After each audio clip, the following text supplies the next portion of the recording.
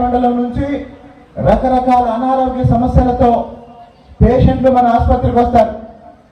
మరి ఇటీవల కాలంలో ఆసుపత్రిలో విసన్నపేట ఆసుపత్రి అభివృద్ధి గురించి ఒక సమావేశంలో ఆసుపత్రికి ఏం కావాలని చర్చిస్తున్నప్పుడు ఆసుపత్రిలో ఆపరేషన్ థియేటర్ రెనోవేషన్కి వచ్చింది, నిధులు లేక ఆగిపోయింది అని డాక్టర్ గారు చెప్పినప్పుడు దాదాపు 10 లక్షలు ఖర్చు అవుతుంది అని మాట్లాడుకుంటున్నప్పుడు ఇందాక డాక్టర్ గారు అలాగనే హాస్పిటల్ డెవలప్మెంట్ సొసైటీ సభ్యులు నేను నర్సిరెడ్డి గారిని కలిసి ఏం చెప్పామంటే విసన్నపేట ఆసుపత్రిలో కొన్ని వేల మందికి కొన్ని సంవత్సరాల తరబడి ప్రాణాలు పోసే ఆ ఆపరేషన్ థియేటర్ని మీరు మీ సహకారంతో దాన్ని అభివృద్ధి చేయండి సార్ అంటే ఆయన పెద్ద మనసుతో అంగీకరించారు.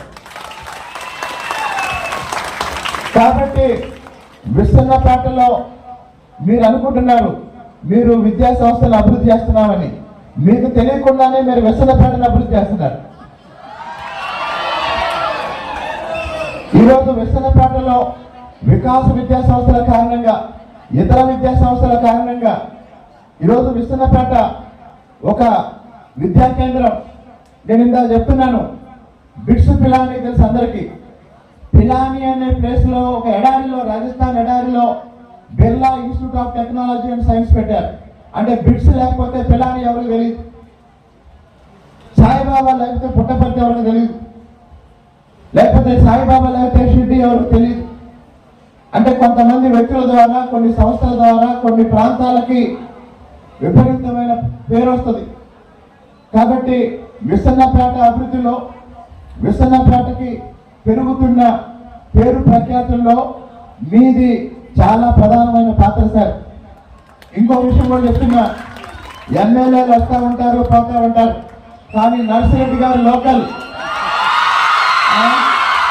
సంటి గారు లోకల్. ఎమ్మెల్యేలు మంత్రులు వస్తారు పోతారు, కానీ ఇది శాశ్వతం.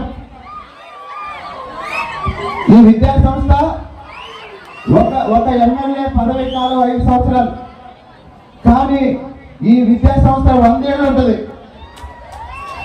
మీలాంటి వేల మందిని, లక్షల మందిని తయారు చేసి మీ జీవితాల్లో, మీ కుటుంబాల్లో వెలుగులు నింపడానికి మీ వికాస లక్ష్యం.